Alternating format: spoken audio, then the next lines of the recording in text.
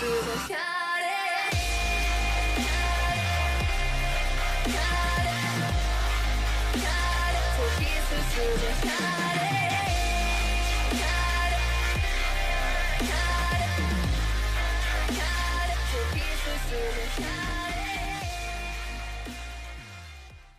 salut tout le monde, ça y est, Théo de la French Kings.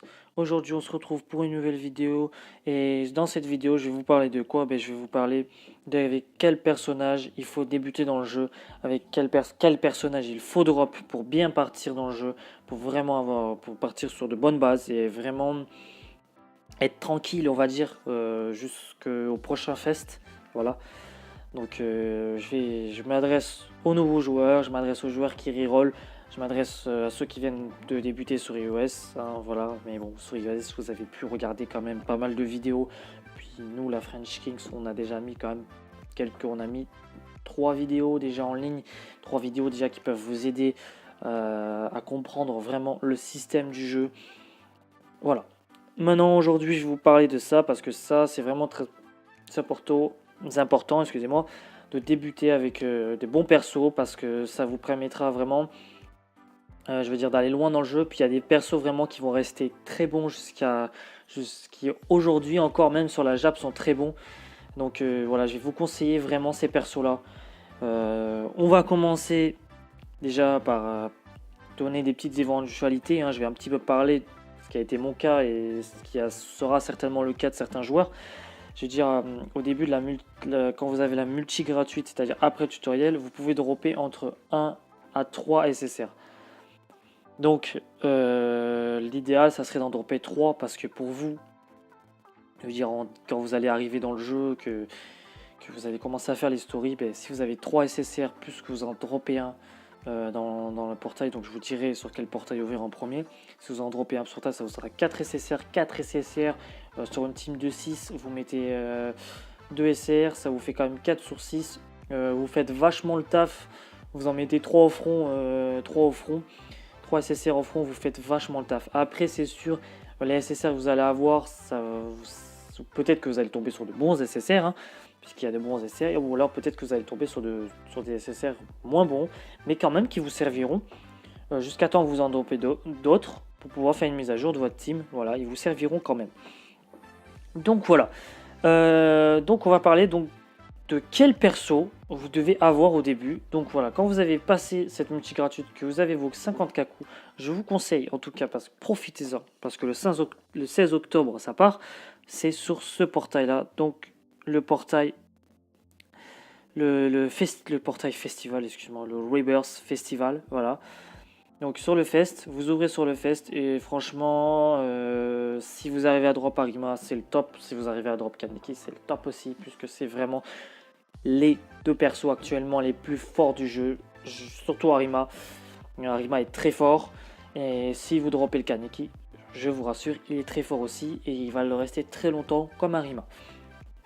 Voilà, ça c'est les deux premiers persos. Si vous regardez la vidéo après le 16 octobre, je vais vous conseiller du coup d'ouvrir plutôt sur le Game Lodge Premium et d'essayer de dropper le Sasaki, la Saeko et le Ori. Ou le Ginshi aussi, le Mutsuki pas trop parce qu'il est un peu nul. Voilà. RIP aux fans de Mutsuki.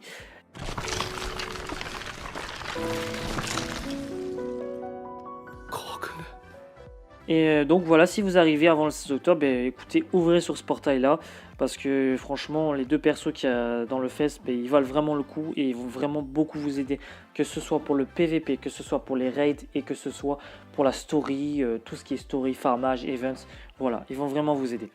Donc je vais vite fait faire un... Du coup, j'ai pas vraiment besoin de vous les détailler parce que c'est vraiment des persos c'est des fests, donc forcément c'est des persos qui sont vraiment full EP et qui sont vraiment très forts. On va vraiment voir ça rapidement sur eux parce que c'est vraiment pas les personnages sur lesquels je vais m'attarder. Donc on va voir ça rapidement. Voilà, on voit pour Arima. Voilà, vous le voyez au maximum avec 11 400 de vie, 1620 d'attaque. What? Donc forcément, c'est vraiment le plus gros cogneur du jeu actuellement. 700 de défense. Bon, il n'est pas ouf en défense, mais il est quand même solide. Euh, voilà, donc vous aurez quand même 11 AP plus 5, hein, ça fait énorme, ça fait 16 AP quand même, 16 AP c'est énorme, hein, vous envoyez 16 coups, vous pouvez franchement en PVP vous pouvez faire du sale, 15 en bouclier c'est vraiment solide, hein, c'est vraiment solide. Donc voilà, l'avantage de ce Arima c'est qu'il est, je veux dire, en plus d'être vraiment fort, il a vraiment, je veux dire, on l'a vraiment boosté au maximum, quoi. Comme si c'est vraiment l'un des meilleurs persos du jeu actuellement. Et franchement, là au-dessus, franchement, on a le Kaneki qui est derrière, mais franchement, le Harima est largement au-dessus. Et, et certes, il n'est pas aussi complet, il n'est pas complet, Harima, parce qu'il a des failles en défense, hein. En PvP, il saute assez rapidement, mais quand même en attaque, voilà, c'est le meilleur cogneur du jeu actuellement.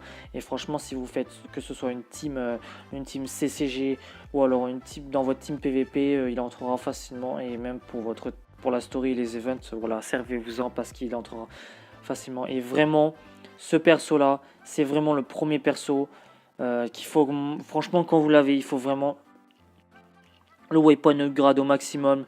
Il faut vraiment si vous priorisez pour le monter pour le waypoint au maximum, hein. Voilà, parce que c'est vraiment le plus important. Et puis le mastery, c'est pareil, hein, son niveau. Bien sûr, monter son mastery jusqu'à 100% pour qu'il ait son attaque ultime au level 5. Voilà, c'est vraiment important. Si vous voulez vraiment qu'Arima soit vraiment efficace en combat, voilà, montez-le au maximum, maxez-le, et voilà. Donc du coup, on va parler de son confrère, enfin de son ennemi, on va dire plutôt Kaneki. Donc du coup le Kaneki qui est vraiment qui est top, quoi. Il est vraiment fort quand même. Et puis quand même, et par contre lui c'est vraiment un personnage qui est moins basé sur l'attaque et qui est vraiment plus basé sur la défense. Donc c'est un personnage plus défensif. Il a quand même pas mal de vie, 12 000. Il a beaucoup de vie, puis il est vraiment défensif. Il va vraiment être solide, vraiment être solide au niveau des quand vous allez combattre avec lui. Donc par exemple en PVP, il va vraiment être solide, et même en story mode et en event, il va vraiment être costaud. C'est vraiment le dernier personnage, je pense, qui va tomber. Donc en plus, voilà, on peut voir qu'il a un attaque boost de 200 plus, un défense boost de 400. Vous voyez, il a un boost de défense bien élevé. Les HP plus 3000, hein, pour qu'il arrive à monter jusqu'à 12 000. Et bien sûr, sa résistance à la paralysie. Donc bien sûr, je vous explique. Et ce qui est très important, cette résistance à la paralysie, c'est qu'il y a certains personnages qui peuvent paralyser les autres. Et quand vous êtes paralysé, ben forcément, votre personnage, en fait, ses coups sont vraiment moins puissants de base. Ils sont vraiment moins puissants que ceux de base. Donc du coup, cette résistance à la paralysie, c'est vraiment très important. Et on voit bien que au niveau de la défense, le Kaneki, il est vraiment top. Voilà, donc après je vais vous dire la même chose qu'Arima, hein. Vous faites pareil, vous priorisez le Kaneki, vous montez ses weapons de grade au maximum. Voilà, vous allez jusqu'à 10. Et pareil pour le Mastery, vous le montez à 100%. Et en plus, l'avantage de ce Kaneki, concrètement, par rapport à Arima, c'est qu'il a une auto-régénération. Donc comme vous voyez là, voilà, il y a ses 1,75 d'attaque et sa restauration de 25% d'HP. Voilà, c'est vraiment très très important. Hein, quand je vous dis qu'il est solide, il est solide, le Kaneki.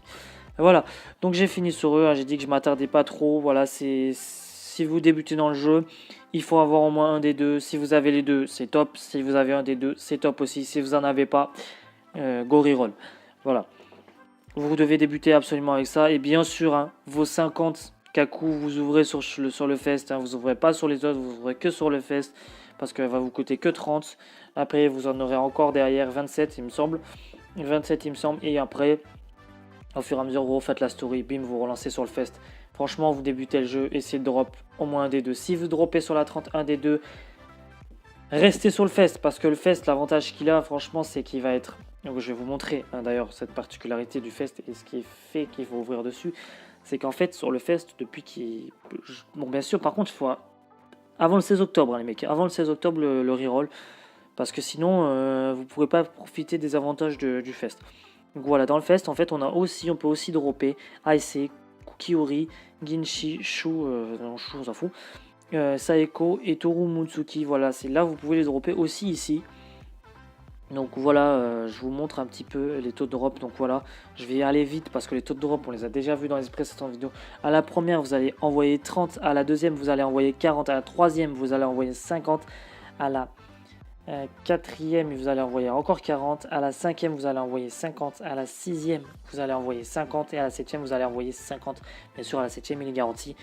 Donc voilà, là, vous pouvez franchement drop masse de SSR sur ce portail. Donc je vous conseille vraiment, là, pour ceux qui reroll et pour ceux qui débutent, d'ouvrir avant le 16 octobre, bien sûr, d'ouvrir que sur ce portail. Après le 16 octobre, voilà, écoutez, s'il n'y a pas d'autres portails, certainement qu'il n'y aura pas d'autres fests. Ça, je vous le dis parce que les fests, c'est pour le mois prochain.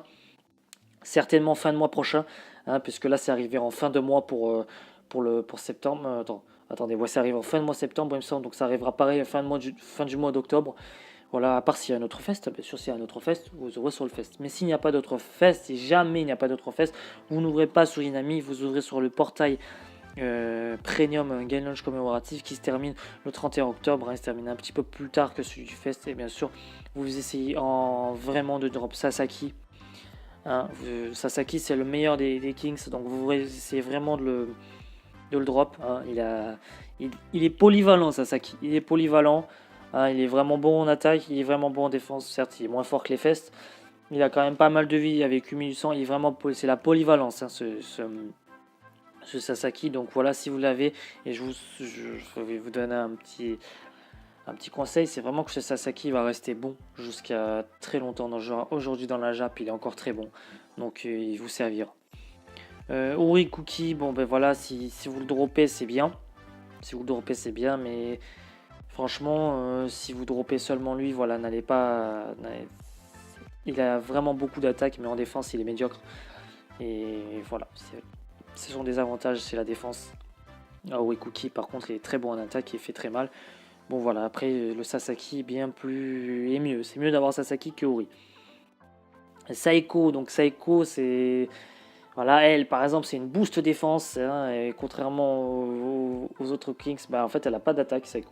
En fait Saeko elle n'est pas vraiment attaque, elle est vraiment plus pour se défendre et healer les autres parce que oui elle peut recoverer les HP de tous les alliés. Hein. Donc de 30% c'est énorme quand même, c'est sa faculté spéciale à Saeko.